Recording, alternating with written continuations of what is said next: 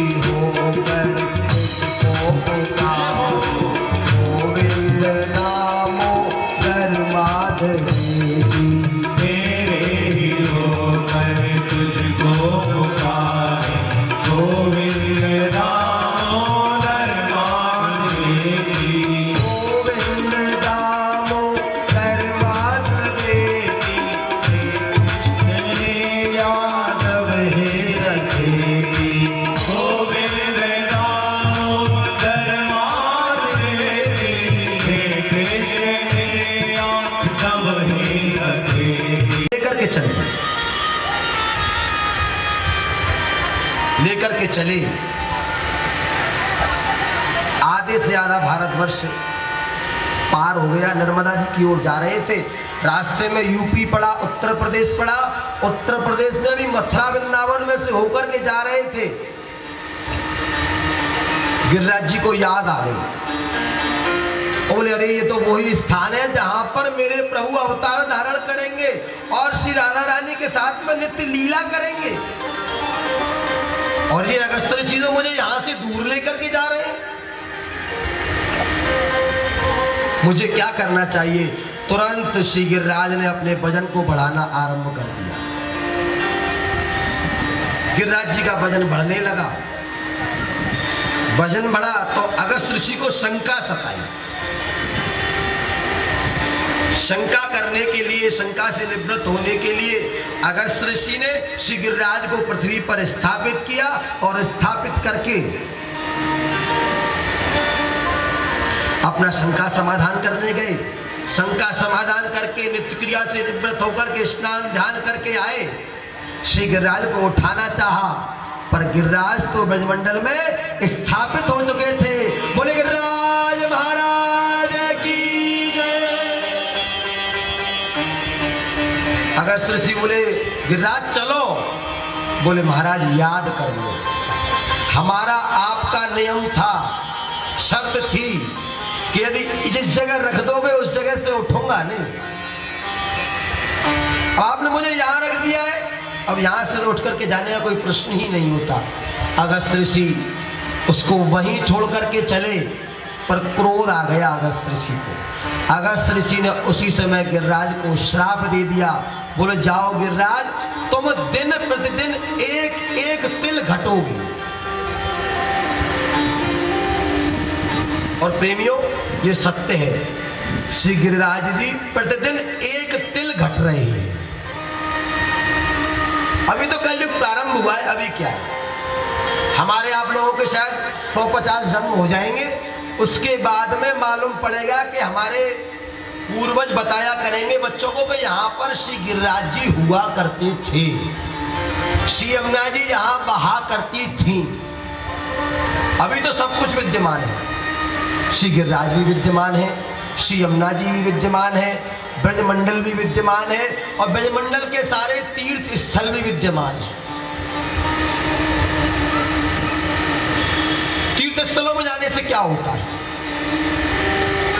हमको अपने ईश्वर की याद बनी रहती है। मंदिरों में जाने से क्या होता है? मंदिरों में जाने से हमको अपने ईश्वर की कृपा का हर समय अनुभव बना रहता है कि हमारे ऊपर कोई है जो हमारी सुन रहा है।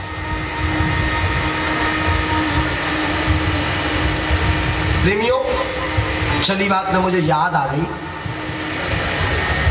आज हमारे बड़े भाई श्री ज्योति बाबू अग्रवाल जी से मेरी चर्चा हो रही थी, तो उन्होंने कहा, ऐसी ब्रज 84 कोर्स के विषय में चर्चा हुई, तो उन्होंने कहा गुरुजी आज एक और अनाउंस कर दीजिएगा कथा में। वो अनाउंस बड़ा सुंदर है, मुझे अच्छा लगा और आप लोगों के लिए शुभ सूचना है। ज्योति भाई ने कहा है कि जो लोग ब्रजमंडल की यात्रा करना चाहते हैं, मथुरा वृंदावन गोवर्धन के दर्शन करना चाहते हैं, उनका आने का जाने का किराया जवाहर स्कूल स्वयं देगा। जवाहर स्कूल की सारी कमेटी प्रदान करेगी। जो जो लोग श्री गिरिराज जी के दर्शन करने जाना चाहते हो, ब्रजमंडल जाना चाहते हो, वो हमारे ज्योति बाबू से संपर्क करें। वो सब ब्रजमंडल आए, आपका भाई, आपका बालक, आपका पुत्र आपकी सेवा में वहां पर खड़ा मिलेगा।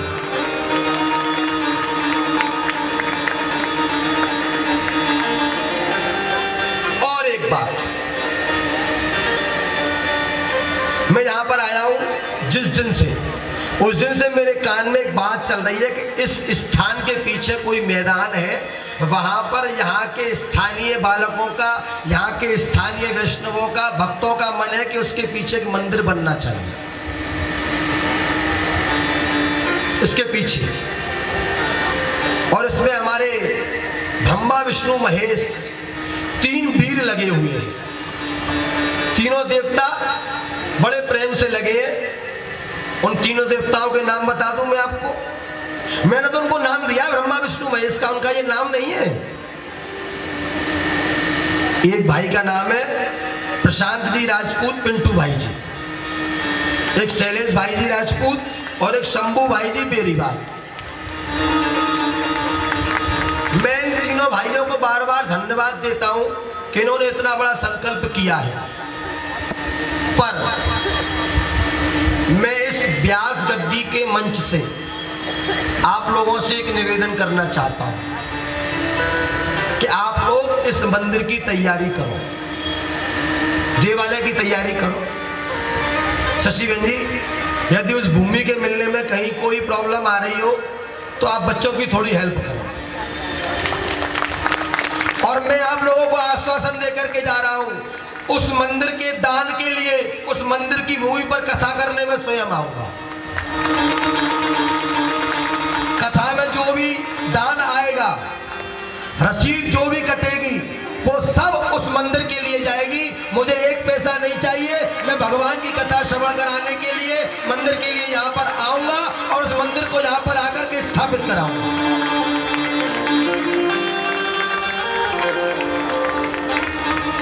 पर शर्त यही है, जिसकी जितनी सामर्थ्य हो अपना दान देना जरूर।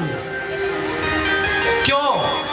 किसी की सामर्थ्य 5 ईंट देने की है तो 5 ईंट दे देना, किसी की सामर्थ्य 5 बोरी की है तो 5 बोरी दे देना, किसी की सामर्थ्य 5 ट्रक देने की है तो 5 ट्रक दे देना, पर अपना सहयोग जरूर देना मंदिर में। मेरा आप सबसे ये अनुरोध है। और मैं यहाँ के व्यवस्थापकों से, अपनी बड़ी बहन शशि जी से, ज्योति भाई जी से, मनीष भाई जी से, पिंटू भाई जी से, इन सबसे निवेदन कर रहा हूँ कि आगे आने वाले 6 महीने में पहले जमीन को अपने हाथ में लीजिए। नगर पालिका से जो भी कार्रवाई करनी है कागजों की, उसको कर करके बार करते हैं। जो बार करता है वही जीतता है, संसार का नियम है। क्योंकि पहले मार है, उसके पीछे तो पुकार ही पुकार है। जिसने पहले मार दिया वही जीत बोलता है। प्रेमियों, इसने आकर एक गोविंद के चरणों में प्रणाम किया और कहा, गोविंद, मैं कामदेव आपसे युद्ध करना चाहता हूं।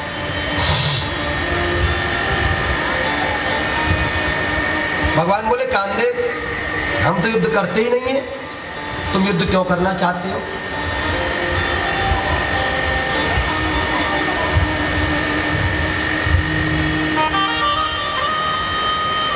कामदेव बोला, नहीं, मुझे युद्ध करना है और मुझे आपको जीतना है।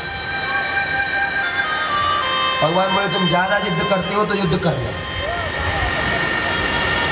पर हमारे युद्ध 2 प्रकार का होता है, एक मैदान का और एक किले का। बोलो, कौन सा युद्ध करोगे? कामदेव ने विचार किया, यदि मैं किले का युद्ध करूंगा और यदि ये कहीं घुस गया और मुझे नहीं मिला, मेरा सारा समय निकल गया, तो मैं तो हार जाऊंगा। कामदेव ने कहा, कृष्ण, मैं तो मैदान का युद्ध करूं। मैदान के युद्ध की तैयारी हुई। ठाकुर जी ने तिथि निश्चित कर कहा, कामदेव, इस मास की जो पूर्णिमा है ना, वो शरद की रात्रि है, शरद की पूर्णिमा है। तुम उस रात्रि में श्री यमुना जी की रेती में, रमन रेती में श्री यमुना जी के तट पर आ जाना, हमारा तुम्हारा युद्ध वही होगा।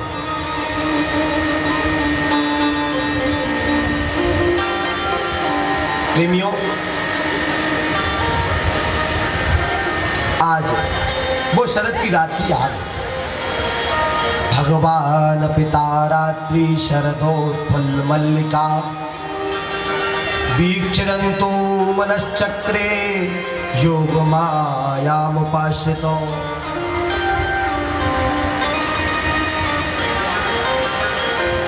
आज भगवान ने उस रात्रि में, भगवान पिता रात्रि, कौन सी? बोले शरद की रात्रि। उस रात्रि में मल्लिका के पुष्प अपने आप रात्रि में खिल जाते हैं, वो है शरद की रात्रि।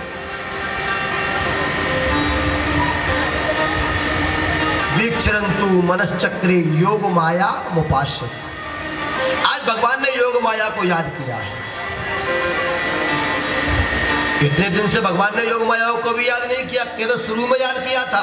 इससे भगवान घरों में आने वाले थे कि आज योग माया को भगवान ने याद किया और कहा, योग माया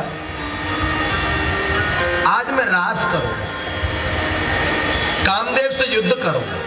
गोपियां न जाने कैसे कैसे रूप में उल्टे सीधे वस्त्र पहन करके, उल्टे सीधे श्रृंगार करके आएंगी।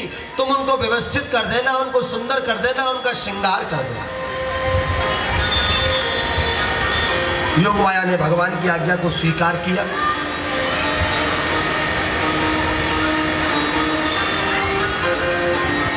सायंकाल हुई, रात्रि हुई, थोड़ा इन बच्चों को शांत कर लें। पीछे जो बच्चे खेल रहे हैं या क्या कर रहे हैं, प्यार से कहते हैं ना, मारना नहीं किसी बच्चे को, पुचकार करो, नहीं मारना नहीं चाहिए बच्चों को। बताओ क्यों? तुमने यदि गलती से डांट भी दिया तुम उसकी माँ के कोप के भाजन बन जाओ।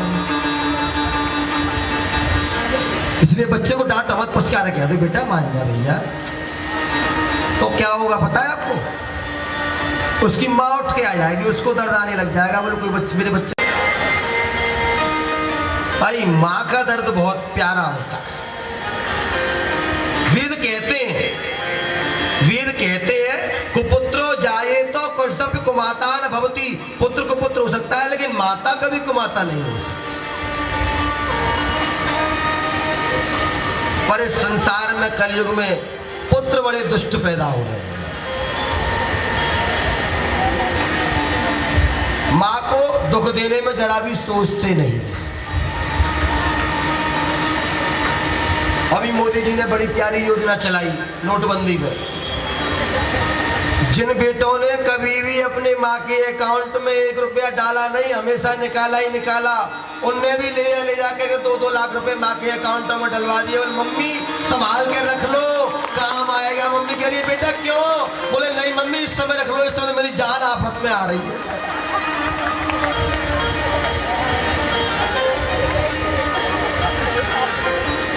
बहुत सी माताओं ने कहा, बोले पंडित जी हमारे अकाउंट में ही पैसे आ गए। मेरी क्यों, बेटे पे ज्यादा है क्या? बोले कुछ ऐसा ही समझ लो।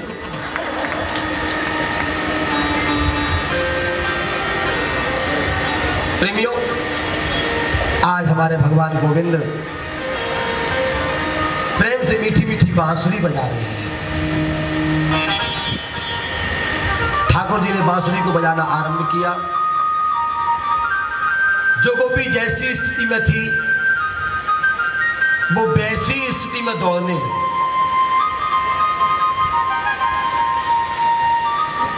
जो जिस कार्य को कर रही थी वो उस कार्य को छोड़कर के श्याम सुंदर से मिलने के लिए चली।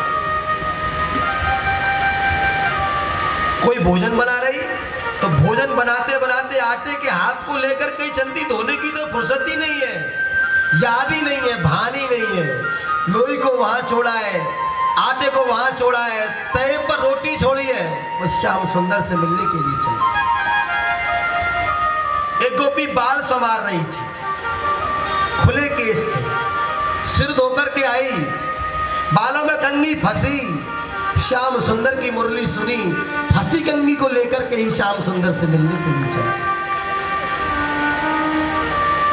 एक उठ दौड़ी, एक अपने घर में बैठी थी पलंग पर, जैसे ही श्याम सुंदर की बंसी सुनी तुरंत दौड़ गई।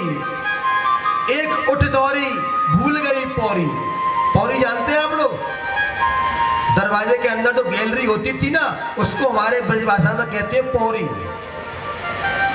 एक उठ दौड़ी, भूल गई पौरी, दरवाजे का रास्ता भूल गई, किधर से जाना है। सामने खिड़की खुली देखी, उसी से कूदी और श्याम सुंदर से मिलने के लिए चली।